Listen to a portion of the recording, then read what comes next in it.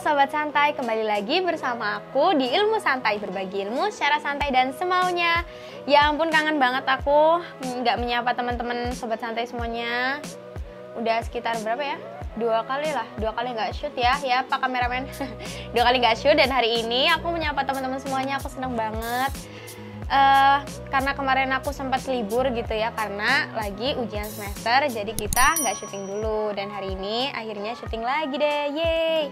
Nah, jangan khawatir, jadi teman-teman, hari ini aku akan membahas sebuah tips yang pastinya bakalan bermanfaat banget buat teman-teman semuanya. Sebenarnya ini tuh tips juga menjelaskan sebuah metode juga iya gitu. Nah, hari ini aku akan membahas tentang salah satu metode diet yang sering digunain orang. Jadi mungkin kadang kan orang itu kepengen diet tapi nggak tahu metodenya, jadi mereka kayak cuman ya udahlah nggak makan. Tapi berat badannya turun itu bukan karena dia sehat, tapi karena dia itu sakit. Karena apa? Dia nggak tahu metode yang benar saat melakukan diet itu seperti apa. Makanan-makanan yang harus dimakan itu makanan seperti apa, makanan yang harus dihindari itu seperti apa, banyakin masukan makanan yang seperti apa. Kan kadang orang nggak tahu seperti itu. Nah, hari ini aku akan membahas itu buat teman-teman semuanya. Sebelum kita masuk ke pembahasannya, kita opening dulu.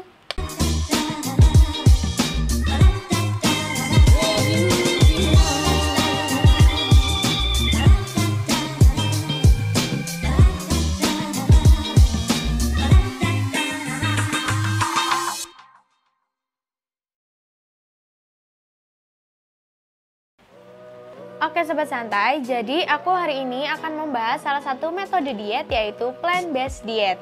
Mungkin sebagian orang itu agak asing ya sama diet ini, atau mungkin ada orang yang sangat familiar dengan diet ini. Mereka tahu namanya tapi mereka nggak tahu manfaatnya apa. Mereka tahu manfaatnya, mereka tahu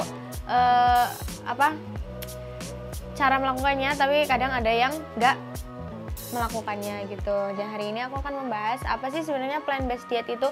Kalau didengar dari namanya udah tahu lah ya, plant-based diet itu adalah metode diet di mana diet ini tuh menekankan pada makanan yang mengandung nabati atau tumbuhan gitu. Maksudnya makanan yang banyak mengandung nabatinya gitu. Banyak orang yang menafsirkan bahwa diet ini adalah diet vegan atau sama aja diet vegan.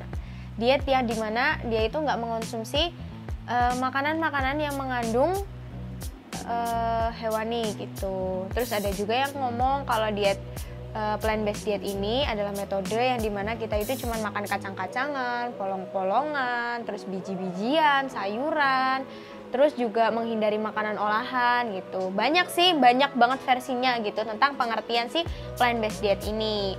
Nah, hari ini aku akan membahas manfaatnya itu apa dan makanan-makanannya itu apa aja gitu.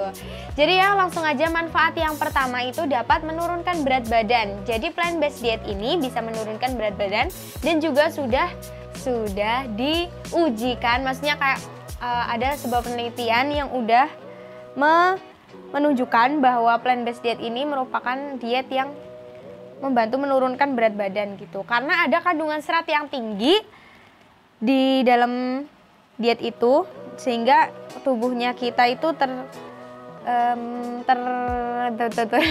maksudnya tubuhnya kita tuh menjadi sehat. Terus juga kan diet ini tuh menghindari makanan olahan, jadi kan kandungan seratnya tinggi gitu. Terus juga ada sebuah tinjauan terhadap 12 studi yang melibatkan lebih dari 1.100 orang menemukan bahwa orang yang melakukan plant-based diet itu badannya turun secara signifikan, yaitu 2 kg selama 18 minggu. Itu kan signifikan banget tuh. Terus bahkan ya, kalau kita menerapkan diet ini, kita tuh juga dalam kehidupan sehari-hari itu bisa membantu menjaga berat badan kita dalam waktu yang lama kayak gitu loh. Jadi kita nggak khawatir gendut gitu kalau kita melakukan metode diet ini gitu katanya gitu. Udah dibuktikan kok oleh peneliti dan dari mahasiswa itu tadi. Nah, lanjut ya, yang kedua, menurunkan resiko penyakit jantung. Nah, tuh, yang tadi bisa menurunkan berat badan, terus juga menurunkan resiko penyakit jantung. Sebuah penelitian besar yang melibatkan lebih dari 200.000 orang menemukan bahwa orang yang mengikuti plant-based diet yang kaya akan sayuran, biji-bijian, buah-buahan, kacang-kacangan, polong-polongan memiliki resiko lebih rendah terkena penyakit jantung. Nah, selain itu juga sebuah studi pada tahun 2019 yang diterbitkan oleh The Journal of American Heart Association, apa ini? Kayak gitulah bacanya, nggak tahu aku. Susah ini bahasa Inggris. Intinya itu menyatakan bahwa orang paruh baya yang mengonsumsi makanan nabati sehat dan membatasi produk hewani memiliki resiko penyakit jantung yang rendah gitu katanya. Jadi bagus banget ya kalau untuk lansia gitu. Lansia emang boleh mengikuti plant-based diet ini, ya boleh, semua orang tuh boleh gitu, asal mereka metodenya itu benar, caranya itu benar gitu ya. Lanjut ya, yang ketiga, mencegah penurunan fungsi kognitif. Nah, studi juga udah menunjukkan ya, beberapa studi itu menunjukkan bahwa diet yang kaya akan sayuran, buah-buahan dapat memperlambat dan mencegah penurunan fungsi kognitif dan penyakit Alzheimer pada lansia gitu. Terus juga 9 studi juga menemukan bahwa mengonsumsi lebih banyak buah dan sayur menurunkan penurunan resiko gangguan kognitif dan demensia sebesar 20% gitu. Tadi selain bisa mencegah penyakit jantung, juga bisa menurunkan mencegah penurunan fungsi kognitif di dalam tubuh kita gitu. Lanjut ya. Lanjut yang keempat, ada mengelola dan mengurangi resiko diabetes tuh. Penyakit diabetes itu kan merupakan penyakit yang emang kalau udah kena itu susah banget gitu sembuhnya, karena kita harus mengurangi gula gitu. Jadi jangan kebanyakan gula ya teman-teman. Nah, menerapkan plant-based diet ini menjadi cara yang efektif gitu dalam mengelola dan mengurangi resiko diabetes. Juga udah dibuktikan ya oleh studi-studi itu bahwa diet nabati dikaitkan dengan pengurangan risiko diabetes tipe 2 yang hampir mencapai 50%.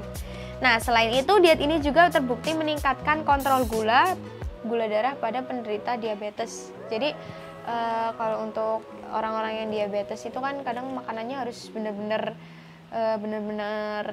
diteliti banget gitu loh. Karena kalau misal gula darahnya kan udah tinggi banget. Nah, kalau misalnya salah makan aja gitu langsung bisa melejit gitu. Maksudnya tinggi lagi gitu gula darahnya. Jadi emang harus benar-benar bisa memilih makanan yang sehat gitu sih saran aku ya.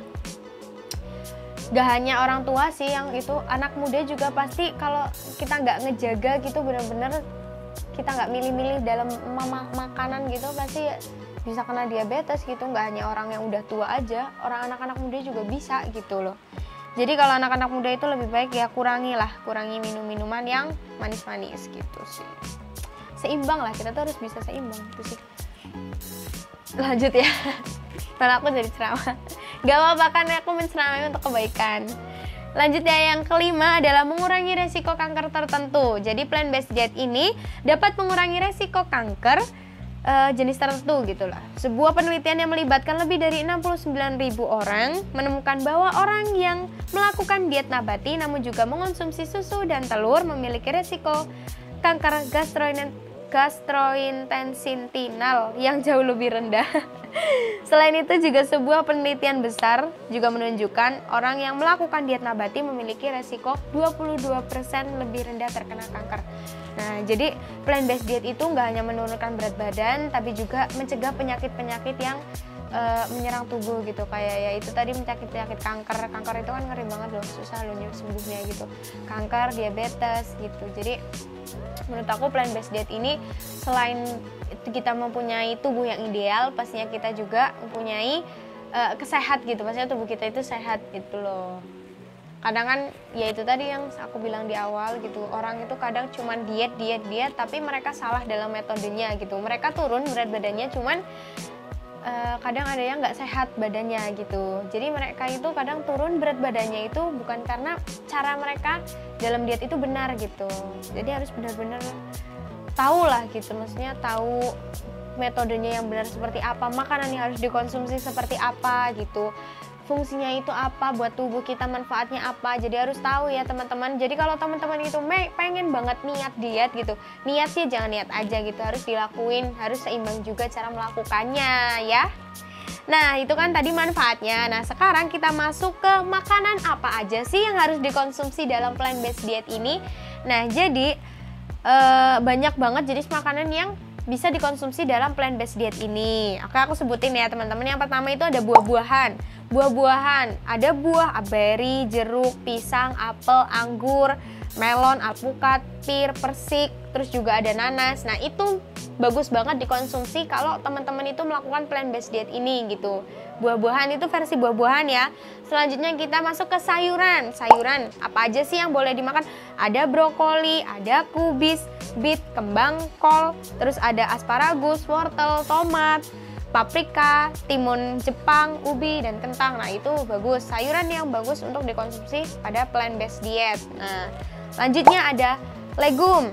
Legum apa aja sih yang bagus dikonsumsi? Ada buncis, lentil, kacang polong, kacang merah, kacang hitam, itu bagus.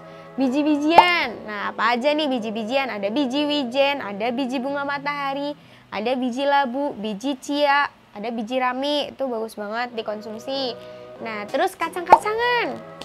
Ada kacang tanah, kacang almond, kacang mete, kacang pecan, kacang macadamia, ada kacang pistachio. Nah, itu bagus dikonsumsi kalau versi kacang-kacangannya gitu. Terus ada lemak sehat. Ada alpukat, kacang kenari, biji chia, biji rami, minyak zaitun, minyak canola. Nah, itu versi lemak sehatnya. Terus biji-bijian utuh apa aja? Ada beras merah, ada gandum, ada quinoa, ada jelai atau barley, terus ada gandum hitam, terus ada buckwheat, apa sih ini? Buckwheat apa itu? Bacanya nggak tahu.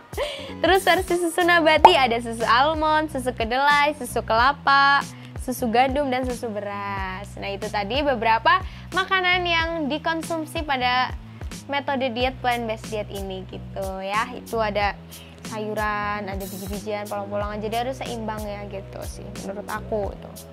Nah, sementara itu ada nih beberapa makanan yang harus dihindari pada plant-based diet ini gitu. Ada makanan yang diproses, makanan manis, makanan yang mengandung banyak gula atau garam, itu nggak boleh dikonsumsi kalau kalian itu melakukan metode diet plant-based diet ini gitu. Jadi makanan yang keasinan, terus kemanisan itu nggak boleh. Terus serat makanan berlemak atau berminyak itu juga nggak boleh, kayak goreng-gorengan gitu ya. Harus nggak boleh. Maksudnya boleh, cuman jangan kebanyakan gitu. Terus menerapkan diet ini juga itu dapat membantu meningkatkan kesehatan secara keseluruhan gitu sih. Ya, banyak banget ya manfaat dari plant-based diet ini. Tetapi juga kalian perlu tahu gitu ya, bahwa pola makanan ini itu dapat menyebabkan kekurangan vitamin seperti zat besi, vitamin B, dan zinc gitu. Jadi kalian itu kalau melakukan diet ini, sebaiknya pola makanannya itu diikuti dengan konsumsi suplemen agar tubuh itu tetap sehat gitu loh. Jadi biar kalian itu nggak kekurangan vitamin gitu loh. Jadi seimbang gitu. Kalian makan makanan yang sehat, terus juga makan suplemen biar tetap sehat juga.